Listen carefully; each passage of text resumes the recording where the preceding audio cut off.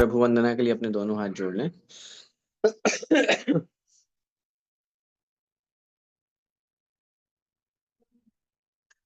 ओम नमः सिद्धेभ्यः। ओम नमः सिद्धेभ्यः। ओम नमः सिद्धेभ्यः। नमो परिहन्ताणं नमो सिद्धाणं नमो आयर्याणं नमो वज्रायाणं नमो लोये सव्यसाहूणम्। पंच परमेष्ठी भगवान की जय। द्वादशांग में जिनवाणी माता की जय। संत शिरोमणि आचार्य भगवंत 108 श्री विद्यासागर जी महामुनिराज की जय। परम पूज्य गुरुदेव निर्यापक श्रमण मुनि पुंगव श्री सुधा सागर जी महाराज की जय। अढ़ाई द्वीपस्थ समस्त महामुनिराजों की जय। अहिंसा में जैन धर्म की जय। श्रमण संस्कृति सिद्धांत प्रवेशिका भाग 3 का हम सभी स्वाध्याय कर रहे हैं। और पिछली कक्षा में हमने महान महान व्यक्तित्व और महापुरुषों के बारे में विशेष जानकारी अर्जित की थी। चाहे वो चामुंड राय हो, चाहे भामाशाह हो, ऐसे महान व्यक्तित्व जहां महापुरुष के रूप में जिन्होंने अपने जीवन को जिया। चूंकि हमारे शास्त्रों में शलाका पुरुषों का भी वर्णन मिलता है, हमारे यहाँ महापुरुषों का भी वर्णन प्राप्त होता है।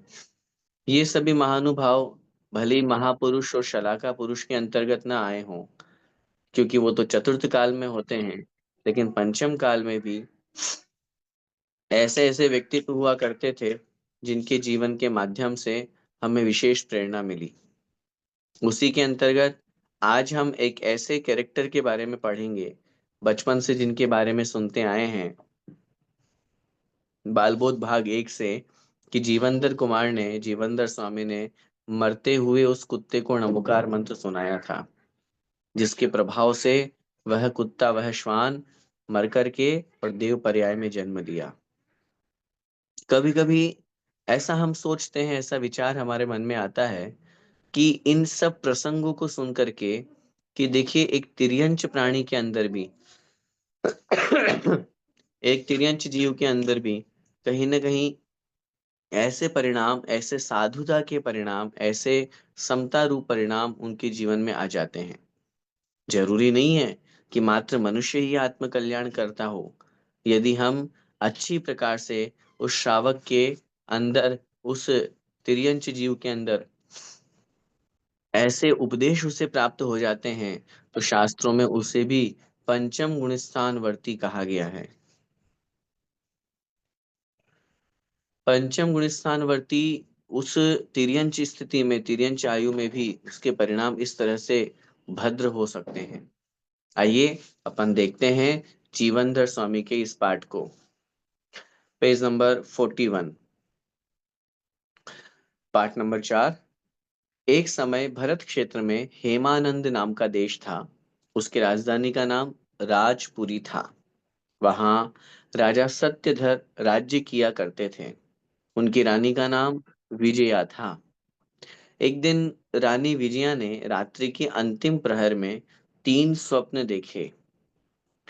जब हम प्रहर की बात करते हैं, तो मैंने पहले भी निवेदन किया था कि 3 घंटे का एक प्रहर हुआ करता है, और एक दिन में कुल 8 प्रहर होते हैं। 3 घंटे का एक प्रहर होता है, तो 8 प्रहर, 8 गुणित 3 बराबर 24 घंटे हमारे हो गए, वो एक दिन में हुए। तो एक दिन में 24 घंटे कहें अथवा 8 प्रहर कहें, एक ही बात है। जैसे एग्जाम्पल समझिए कि हम 12 बजे को दोपहर कहते हैं, नून जिसको हम इंग्लिश में यूज करते हैं वर्ड। तो दोपहर का मतलब 2 प्रहर निकल चुके हैं, 3 और 3 6 घंटे निकल चुके हैं, इसलिए हम मिड को या 12 बजे को हम दोपहर कहते हैं। ऐसी बात चल रही है अंतिम प्रहर की, अंतिम प्रहर का मतलब होता है दिन प्रारंभ होने से पहला प्रहर शुरू होता है, तो उसके पहले वाला जो समय है जिसे मोटा मोटी यूं कह सकते हैं, एक मोटे रूप में, कि 6 बजे यदि सूर्योदय हो रहा है तो 6 बजे से पहला प्रहर शुरू होगा, तो लास्ट 3 बजे से लेकर के सुबह के 6 बजे तक ये कहलाता है अंतिम प्रहर। और कहा जाता है कि सुबह सुबह अंतिम प्रहर में या ब्रह्म मुहूर्त में जो स्वप्न आते हैं वो साकार होते हैं, वो सच्चे हुआ करते हैं। तो यहाँ पर जो अपन बात कर रहे हैं रानी विजया की, उनको उस रात्रि के अंतिम प्रहर में 3 स्वप्न आए। प्रातः होते ही रानी ने षट आवश्यक क्रियाओं से निवृत्त हो राजा के पास जाकर उन स्वप्नों का फल पूछा। तब राजा ने कहा, देखिए, सबसे महत्वपूर्ण बात यहाँ पर इस पंक्ति में अपन को समझना है, रानी ने षट आवश्यक क्रियाओं से, कार्यों से निवृत्त होकर। मैंने पहले भी कहा था, जैसे पिछले कक्षा में, कि कोई ऊंचे ओहदे पर है, ऊंचे पद पर बैठा हुआ है, लेकिन वो अपने कर्तव्यों को नहीं भूल रहा। आज हम चामुंडा राय की बात करते हैं। वो एक सेनापति के रूप में प्रस्तुत थे, इतने बड़े वीर योद्धा थे, लेकिन अपने षट आवश्यक क्रियाओं को किया करते थे। रानी विजया, क्या कमी है राजा रानी के पास में? महाराजा है, सब कुछ है उनके पास में, वैभव, अपार संपत्ति, लेकिन ये सब कुछ भी होने के बावजूद, इतना सब कुछ जिम्मेदारी होने के बावजूद भी सॉरी, अपने शावक के कर्तव्यों का पालन करते हुए वो पूर्ण रूप से, यूं समझिए, 6 आवश्यकों का पालन किया करते थे। षट आवश्यक: देव पूजा, गुरु उपासना, स्वाध्याय, संयम, तप और दान, प्रतिदिन। और ये बात अपन को समझनी चाहिए। हम बहुत बार अपन लोग बहाना मार लेते हैं। मैं तो उसको बहाना ही कहूंगा, क्योंकि जब कभी कटौती करनी होती है वो धर्म कार्य में ही करते हैं, धर्म के टाइम में से ही करते हैं। घर में मेहमान आ गए, हाँ आज मंदिर से जल्दी आ जाएंगे, कहीं जाना है आज मंदिर से जल्दी आ जाएंगे, घर में कुछ विशेष आयोजन है, आज मैं संक्षेप छोटी पूजा करके आ जाऊंगा। सब चीजें कटौती धर्म में से ही क्यों? आज स्वाध्याय नहीं करेंगे, आज माला नहीं फेरेंगे। कहीं न कहीं हमारे अंदर ऐसे परिणाम होने चाहिए, नहीं, मुझे 6 आवश्यकों का पालन करना है, आवश्यक है, ये कंपलसरी है मेरे लिए, इनका पूर्ण रूप से पालन करना मेरी ड्यूटी है। तो उस रानी ने भी अपने 6 आवश्यक कर्तव्यों को पूरा करने के बाद फिर वो राजा के पास में जाकर के उन स्वप्नों के फल पूछती है। तब राजा ने कहा, पहला स्वप्न था, अशोक वृक्ष नष्ट हो रहा है। अब स्वप्न है, कैसे भी आ सकते हैं। बहुत बार ऐसे स्वप्न भी आ जाते हैं कि कुछ गलत अपने को अनहोनी की आशंका होती है। तब राजा ने फल कहा। महाराज ने पहले स्वप्न का फल अशुभ फल समझकर कुछ नहीं कहा, क्योंकि यह स्वप्न उनकी मृत्यु का सूचक था। उनको समझ में आ गया, अशोक वृक्ष नष्ट हो रहा है, इसका मतलब कोई बड़ी वस्तु समाप्त हो रही है। और उन्होंने उस फल में जान लिया उनकी स्वयं की मृत्यु है।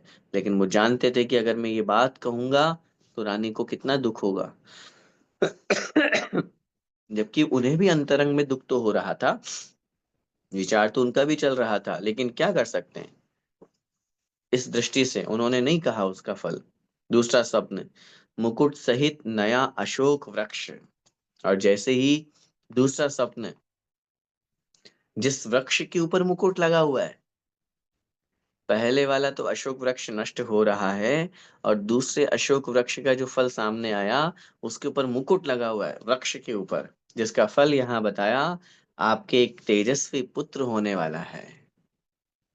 जहां पहले अशोक वृक्ष में फल था राजा की मृत्यु, वहीं अशोक वृक्ष के साथ में जब मुकुट लगा हुआ है, तो कहीं ना कहीं वो उन्नति का, प्रगति का, सम्मान का द्योतक है।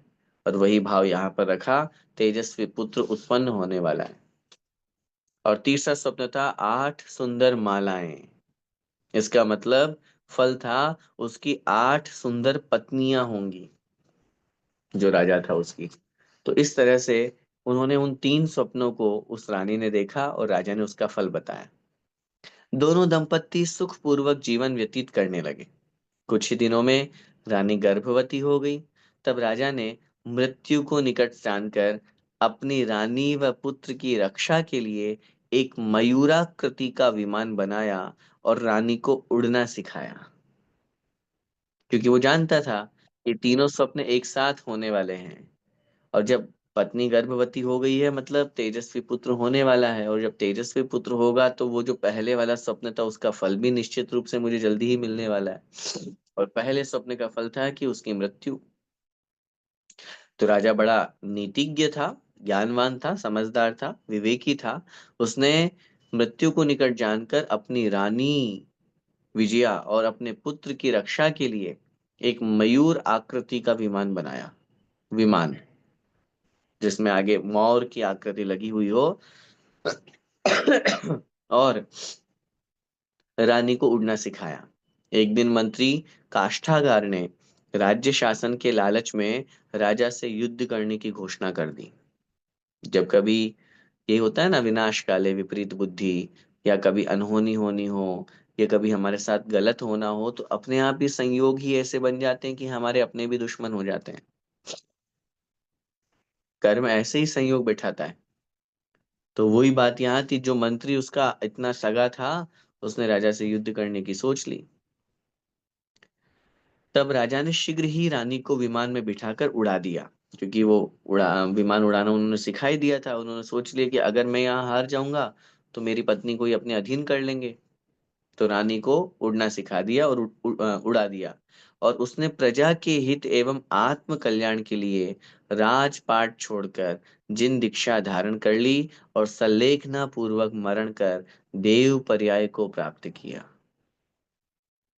योग्य, नीतिज्ञ, विवेकी और ज्ञानी व्यक्ति का ये परिणाम होता है। अज्ञानी व्यक्ति होता, मैं तो युद्ध करूंगा, मंत्री क्या चीज है, और ये भी मान करके चलिए कि मंत्री हार जाता। लेकिन उन्होंने जब समझ लिया कि मेरे पुत्र भी होने वाला है, पहले सपने के फल में मैंने जान लिया कि मेरी मृत्यु निकट है, मैं यदि जीत भी जाऊंगा तो भी मेरी मृत्यु तो आना निश्चित है, तो मैं क्यों व्यर्थ में संसार में भटकूं, क्यों राजपाट के लोभ में युद्ध करते करते मरूं, क्यों परिग्रह से सहित होकर के अपना जीवन का अंत करूं। कितनी बड़ी समझदारी दिखाई उन्होंने, अपनी पत्नी को तो भेज दिया और स्वयं ने, क्योंकि वो जानता था प्रजा का हित इसी में है। क्योंकि प्रजा अगर उनको मरते हुए देख लेती, उनको युद्ध करते हुए मरण को प्राप्त हो जाती, तो उनको दुख होता। उनका ठीक है, अब जब सामने ऐसी ही बात आ गई है कि हमें मुझे राज्य छोड़ना है, निमित्त बन रहे हैं, मृत्यु काल निकट है, मुझे तो आत्म कल्याण करना है, मनुष्य पर्याय को सार्थक करना है। मनुज जीवन की सार्थकता मुनि व्रत से है, रत्नत्रय से है। इसलिए हम सबको भी यही लक्ष्य बना करके जीवन आगे चलाना चाहिए। उन्होंने जिन दीक्षा धारण की और सल्लेखना पूर्वक मरण को प्राप्त किया और देव पर्याय को प्राप्त हुए। रानी विजया का जो विमान उड़ा दिया था, रानी विजया का विमान राजगृही के ही श्मशान में जाकर के गिरा, क्योंकि अब उड़ना सिखा दिया और जितनी शक्ति थी, जितनी सामर्थ्य थी, उन्होंने उड़ाया उसको। लेकिन वो एक राजगृही नगरी के एक श्मशान में जाकर के गिर पड़ा। वहीं पर रानी ने एक पुत्र को जन्म दिया। दूसरे स्वप्न का फल, रानी ने एक तेजस्वी पुत्र को जन्म दिया। तब एक देवी ढाई का रूप धारण कर वहां रानी की सहायतार्थ प्रकट हुई। जिनका पुण्य होता है उनके श्मशान में भी हेल्प करने वाले आ जाते हैं, सहायता करने वाले मिल जाते हैं। और जिनका पाप होता है, पुण्य क्षीण होता है, वो यूं मानिए कि घर में भी दुश्मन बन जाते हैं।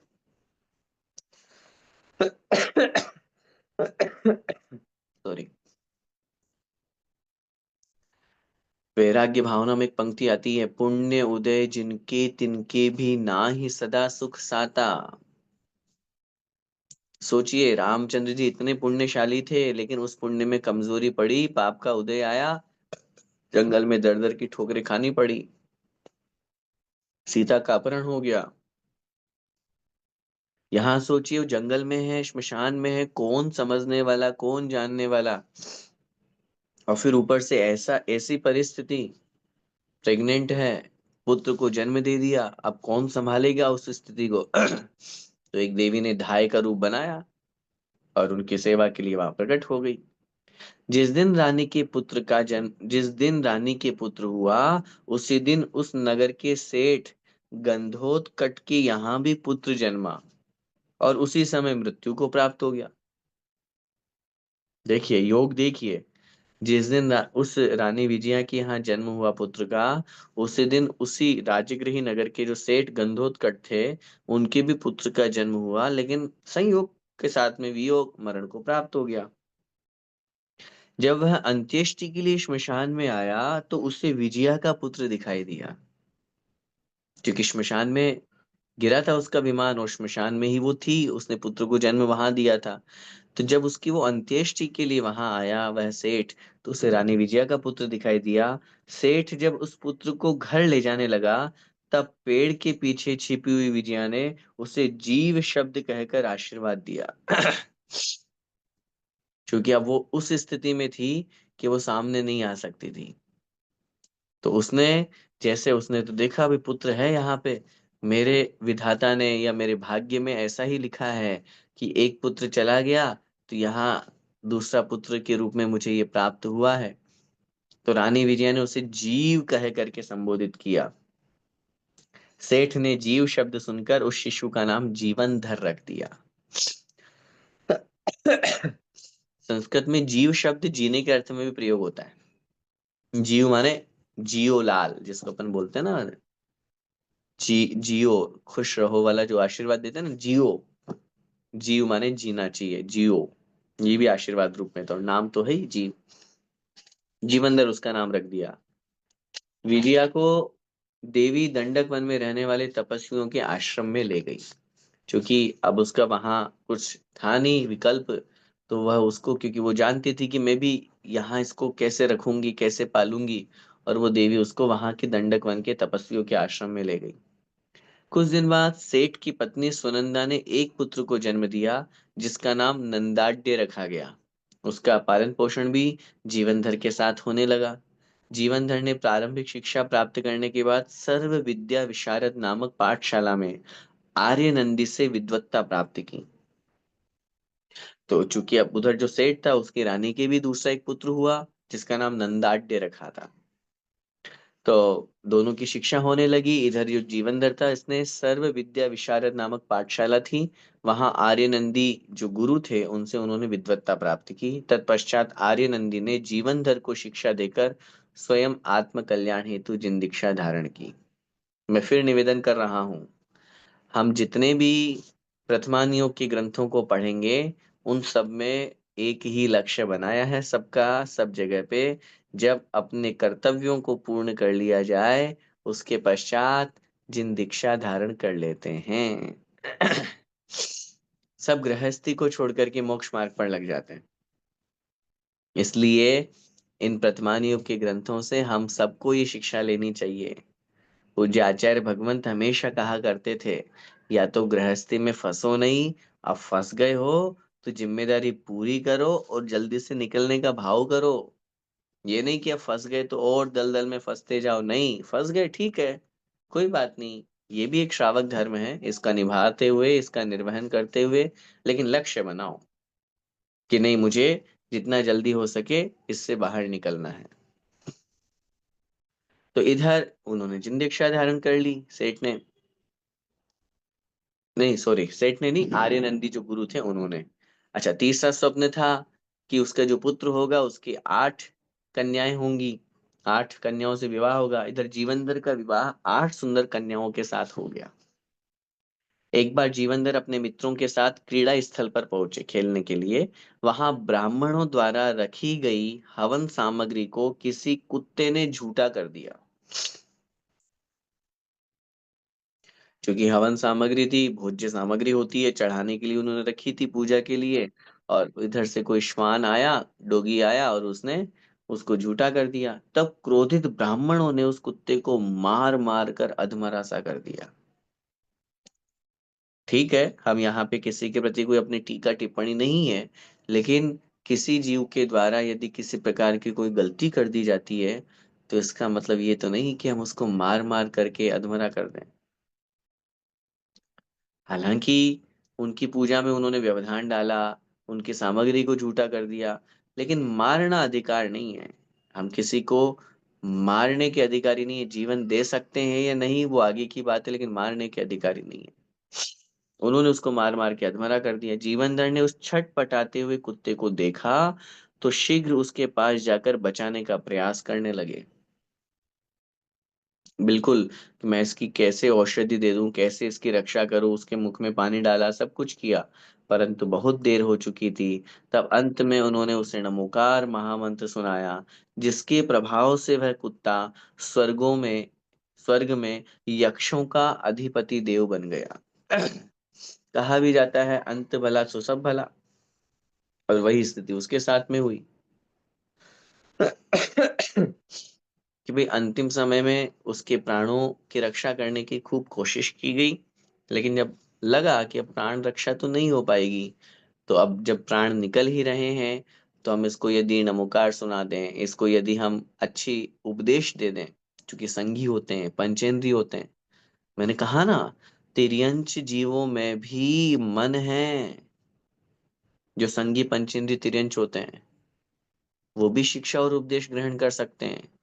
इस प्रसंग से अपने को समझ में आ रहा है कि एक कुत्ते को अगर नमोकार मंत्र सुना रहे हैं, उसके कानों में वो नमोकार मंत्र की ध्वनि, वो शब्द, वो आवाज पहुंच रही है, परिणामों में निर्मलता आती है, समता भाव आते हैं।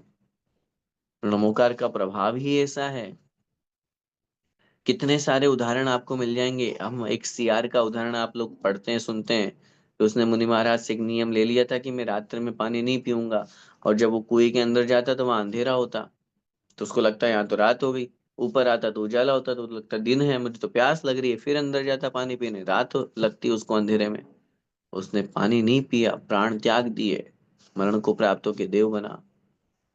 चाहे हाथी का जीव हो, चाहे शेर की पर्याय में महावीर भगवान का जीव हो, तिर्यंच गति में भी इन प्राणियों को समझ में आता है। मैं तो फिर ये भी कहता हूँ, जब तिर्यंच को समझ में आ जाता है तो अपन तो लाख गुना अच्छे हैं। तो अपन को भी ऐसे परिणाम उनसे अच्छे रखना है। मुझे भी नमोकार मंत्र मिले मरण समय में, गुरु का सानिध्य मिले, संलेखना पूर्वक मरण करूं, व्रती बन करके मरण करूं, अपने जीवन में षट आवश्यकों का पालन करूं। उस जीवनधर कुमार ने उस मरते हुए कुत्ते को नमोकार मंत्र सुनाया, जिसके प्रभाव से वह यक्ष का अधिपति देव बना। जीवनधर एक दिन विहार करते हुए दंडक वन के तपस्वी आश्रम में जा पहुंचे। चलते चलते, घूमते घूमते वो वहां पहुंच गए। कौन सा आश्रम है ये? दंडक वन का तपस्वी आश्रम, जहां उनकी माता रानी विजया थी। वहां अपनी माता विजया को देखते ही प्रसन्न हो गए। भले ही वो बचपन में ही निकल गए थे, जन्म होने के तुरंत बाद ही, लेकिन फिर भी एक मातृ स्नेह जो होता है वो हमेशा आकर्षित करता है। माता ने जीवनधर को आशीर्वाद देने के बाद अपने पिता का राज्य पुनः प्राप्त करने की प्रेरणा दी, क्योंकि उसको पता था कि मंत्री ने उनके साथ में धोखा किया है। हालांकि उनके पति जो राजा थे, उन्होंने तो आत्म कल्याण कर लिया था, लेकिन फिर भी वो खोया हुआ राज्य उन्हें वापस प्राप्त करने की प्रेरणा दी, जिसके फलस्वरूप उन्होंने काष्ठागार को मार भगाया, जो मंत्री था। क्योंकि शक्तिशाली था जीवनधर, उनके पास सब कुछ था, तो उन्होंने काष्ठागार को मार भगाया, अर्थात युद्ध करके उसको हरा दिया, जिससे अन्य सभी राजाओं ने जीवनधर की अधीनता स्वीकार कर ली। क्योंकि वही बात है कि जब मुखिया पकड़ा जाए तो बाकी तो सब सरेंडर कर ही देते हैं। तो वही स्थिति यहाँ पर उनकी बनी। जब राजा जीवनधर कुशलता से शासन करने लगे, तब एक दिन उनकी दोनों माताओं, अब दो माताएं, एक विजया माता ने उनको जन्म दिया और सुनंदा माता ने उनका पालन पोषण किया।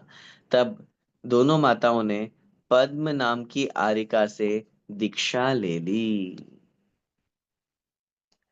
सोचिए, फिर कह रहा हूं, लक्ष्य सबका वही है। इन प्रथमानियों की, इन कहानियों को पढ़ करके मात्र ये मत सोचिए कि बस पढ़ लिया और हो गया। लक्ष्य हम सबका यही है।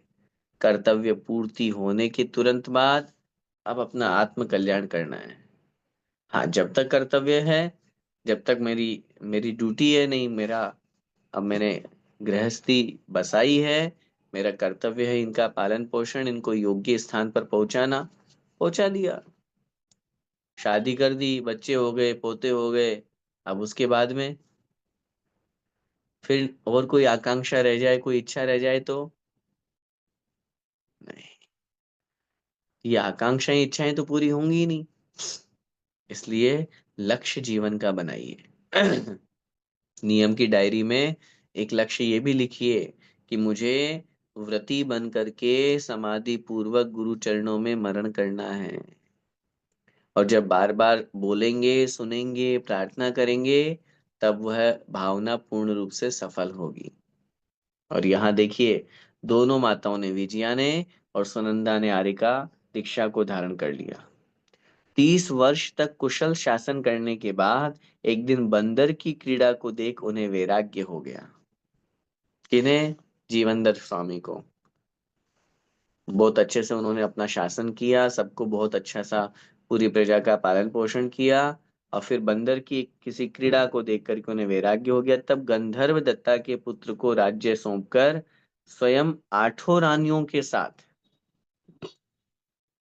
गंधर्व दत्ता जो दूसरी दूसरा जो पुत्र उनका सेठ का था, है ना, उसको राज्य सौंप करके, और फिर उसके पश्चात उन्होंने 8 रानियों के साथ में दीक्षा को धारण कर लिया। महावीर स्वामी, सॉरी, राज्य सौंप करके स्वयं 8 रानियों के साथ श्री महावीर स्वामी के समोषण में जा पहुंचे। वहां भगवान की स्तुति कर, उनकी दिव्य ध्वनि का रसास्वादन किया, फिर गणधर देव को नमस्कार कर जिन दीक्षा धारण कर ली। ये जीवनधर स्वामी भगवान महावीर स्वामी के काल में हुए हैं। इस दृष्टि से उन्होंने जिन दीक्षा धारण की और अपने कठोर तपश्चरण के प्रभाव से 8 कर्मों को नष्ट कर सिद्धत्व को प्राप्त किया। ऐसे जीवनधर स्वामी जो उसी भव से मोक्ष को प्राप्त हुए, जिन्होंने अपने उस उपदेश के प्रभाव से, उस नमोकार के उपदेश के प्रभाव से, नमोकार मंत्र सुनाने से एक कुत्ते को सदगति में पहुंचा करके देव बना दिया। इसीलिए बार बार ये बात सामने आती है कि एक व्यक्ति भी अनेक महापुरुषों को, अनेक व्यक्तित्वों को जन्म दे सकता है, अनेक आत्माओं को महान आत्मा बना सकता है। इसीलिए एक जीवनधर कुमार, जो एक गृहस्थ अवस्था में कुमार के रूप में थे, बाद में वो स्वामी अर्थात भगवान महावीर स्वामी की तरह उन्होंने भी निर्वाण को प्राप्त किया, मोक्ष को प्राप्त किया। तो इस कथा से या इनके जीवनधर स्वामी के जीवन चरित्र से हमें जो शिक्षा प्राप्त होती है, पाठ चूंकि आज छोटा था, लेकिन शिक्षा बहुत बड़ी है। उन्होंने अपने जीवन में उस कठोर संघर्ष को करके गृहस्थ जीवन को भी हमें उपदेश दिया, कैसे षट आवश्यकों का पालन करना है, और फिर गृहस्थ जीवन को निभाते हुए, अपने कर्तव्यों का पालन करते हुए, कर्तव्यों के साथ में नीति न्याय के साथ में अपने राज्य कार्यों को पूर्ण करते हुए, ये भी एक कर्तव्य हुआ करता है। कहीं ना कहीं यदि माता का आदेश मिला कि खोया हुआ राज्य हमें वापस प्राप्त करना है, तो ये भी कर्तव्य है कि मेरे पिताजी का राज्य अगर कोई छीन लिया है तो मुझे वापस प्राप्त करना है। लेकिन लक्ष्य नहीं भूलते। पहले एक बार जब प्रश्न आया था कि उन्हें क्यों चाह, किसी भी व्यक्ति को क्यों चाह हो कि वो वापस प्राप्त करें, हमने आपसे कहा था 2 तरह के व्यक्ति होते हैं, एक तो ठीक है भाई वैरागी टाइप के, और एक के अंदर नहीं, ये मेरी संपत्ति है, मेरी का मतलब मैं लेकर के नहीं जाऊंगा, लेकिन अगर कोई दुष्ट व्यक्ति, दुर्जन व्यक्ति, व्यसनी व्यक्ति उस पर अधिकार कर रहा है और अन्य लोगों को कष्ट हो रहा है, प्रजाजन को कष्ट हो रहा है, तो ऐसी स्थिति में सज्जन व्यक्ति का चुप बैठना सज्जनता नहीं है। उसका कर्तव्य बनता है कि वो बोले, अपोज करे, विरोध करे, तब तो हम सही रूप में प्रजा का पालन कर पाएंगे, सही रूप में लोगों को उस स्थिति का कथन कर पाएंगे।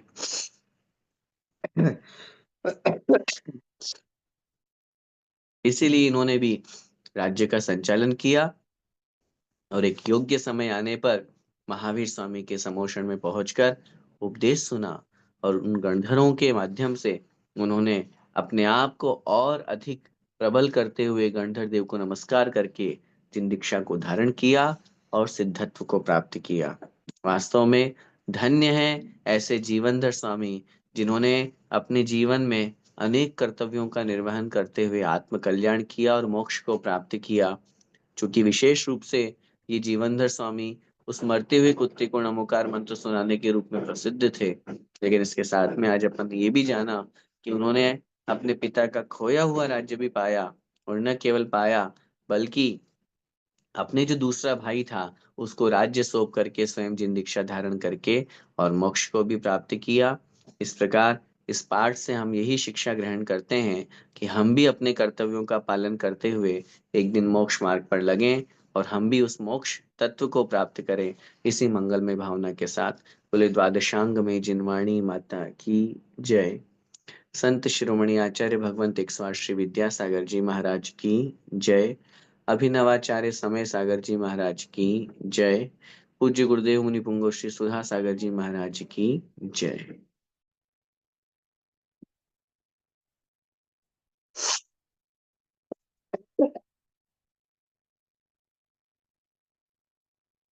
आइए नेक्स्ट पॉइंट या नेक्स्ट सेशन जो हमारा क्विज का क्वेश्चन आंसर डिस्कशन, और उस क्विज में जिन्होंने बहुत मेहनत करके। आ, भैया जी रिजल्ट आज नहीं डिक्लेयर कर रहे हैं, सिर्फ क्वेश्चन आंसर डिस्कस कर लीजिए, रिजल्ट कल अपन निकालेंगे। ओके ओके ठीक है विकास भैया।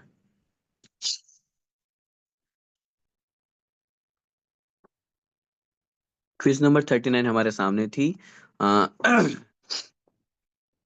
10 क्वेश्चंस में थे और इनका हम डिस्कस करते हैं। पहला प्रश्न हमारे सामने था, 84 लाख वर्षों का क्या होता है? एक पूर्वांग काल, एक पूर्व काल, या 1 करोड़ सागर? राइट आंसर इज ए, एक पूर्वांग काल। 84 लाख वर्षों का एक पूर्वांग होता है और 84 लाख पूर्वांगों का एक पूर्व होता है।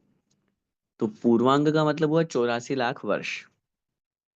सेकंड क्वेश्चन, श्री सुमतिनाथ भगवान के समोषण में मुख्य आरिका कौन थी? आरिका अनंतमती जी, आरिका मरुशेना जी, या आरिका राजुलमती जी? सही उत्तर है आरिका अनंतमती जी। तीसरा प्रश्न, श्री नेमिनाथ भगवान के समोषण में शिक्षक मुनि कितने थे? 11,800 मुनि, 1,500 मुनि, या 5,100 मुनि? सही उत्तर है ए, 11,800 मुनि। चौथा प्रश्न, मोहनीय कर्म का बंध किन गुण स्थानों तक होता है? प्रथम गुण स्थान से 9वें गुण स्थान तक, प्रथम गुण स्थान से लेकर 7वें गुण स्थान तक, सी प्रथम गुण स्थान से लेकर के 10वें गुण स्थान तक? सही उत्तर है प्रथम गुण स्थान से लेकर के 9वें गुण स्थान तक। ये कर्म सिद्धांत का प्रश्न है। मोहनीय में संजलन आता है, उसका उदय 10वें में देखा जाता है, लेकिन बंध की अपन बात कर रहे हैं वो 9वें तक होता है। पांचवा प्रश्न, भोग भूमि के मनुष्यों का बल किसके समान होता है? 9,000 हाथियों के बराबर, 9 करोड़ हाथी के बराबर, या 9 लाख हाथी के बराबर? एक भोग भूमि में जो एक मनुष्य होता है उसमें इतनी शक्ति होती है जितनी 9,000 हाथियों के बराबर। राइट आंसर इज ए, 9,000 हाथी। छठा प्रश्न, सम्यक मिथ्यात्व का उदय किस गुण स्थान में होता है? दूसरे गुण स्थान में, पहले गुण स्थान में, या तीसरे गुण स्थान में? सही उत्तर है सी, तीसरे गुण स्थान में।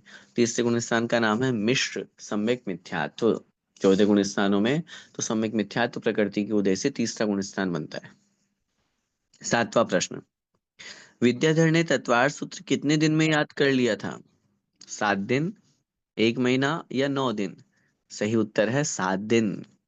देखिए हमारे आचार्य भगवंत की उस विद्याधर की अवस्था की बुद्धि की तीक्ष्णता। ओनली 7 डेज में उन्होंने तत्वार सूत्र याद कर लिया था। तो इसलिए मैं फिर कह रहा हूं, हम लोगों को भी उनसे प्रेरणा लेकर के अपने जीवन में स्वाध्याय को आगे लाना चाहिए। 1301 पुस्तक के रचयिता कौन थे? आचार्य विद्यासागर जी, आचार्य शांति सागर जी, आचार्य ज्ञान सागर जी? सही उत्तर है आचार्य विद्यासागर जी महाराज की। उनके द्वारा रचित है एक पुस्तक 1301। 9वां प्रश्न, क्षयिक सम्यक्त भाव मोहिनी कर्म की कितनी प्रकृतियों के क्षय से होता है? ए 6, बी 5 या सी 7? उत्तर मिलेगा सी 7। क्षयिक सम्यक्त की बात कर रहे हैं। अनंतानुबंधी क्रोध, मान, माया, लोभ, मिथ्यात्व, सम्यक मिथ्यात्व और सम्यक प्रकृति, इस तरह से 7 प्रकृतियां होती है जिनके क्षय से क्षयिक सम्यक्त प्रकट होता है। लास्ट क्वेश्चन, क्षयिक चारित्र भाव मोहिनी कर्म की कितनी प्रकृतियों के क्षय से प्रकट होता है? ए 22, बी 21 या सी 23? राइट आंसर इज बी 21, क्योंकि मोहिनी कर्म की टोटल 28 प्रकृतियां होती है। उन 28 में से 7 प्रकृतियों के क्षय से तो सम्यक प्रकट हो गया। अब बची कितनी? 8 प्रकृतियां, सॉरी, बची कितनी? 21 प्रकृतियां। तो उन 21 प्रकृतियों के क्षय से क्षयिक चारित्र प्रकट होता है। इस तरह से ये 10 क्वेश्चन हमारे सामने थे जिनका डिस्कस हमने किया। चूंकि टेक्निकल की टीम और विकास भैया का कहना है कि इसका जो रिजल्ट का अनाउंसमेंट है ये कल ग्रुप में डाल दिया जाएगा, इसलिए मैं अग्रिम बधाई देते हुए जो भी जिन्होंने 10 मार्क्स हासिल करने वाले हैं उनको बहुत बहुत बधाई। और मैं जिस तरह इन 10 प्रश्नों को अपन ने पढ़ करके अपने स्वाध्याय को बढ़ाया है, अपने ज्ञान में वृद्धि की है, इसी तरह आगे भी हम सब और अधिक अपने ज्ञान में वृद्धि करें, यही हमारी मंगल भावना है। चिल्ला के जैसे सुलाते नहीं।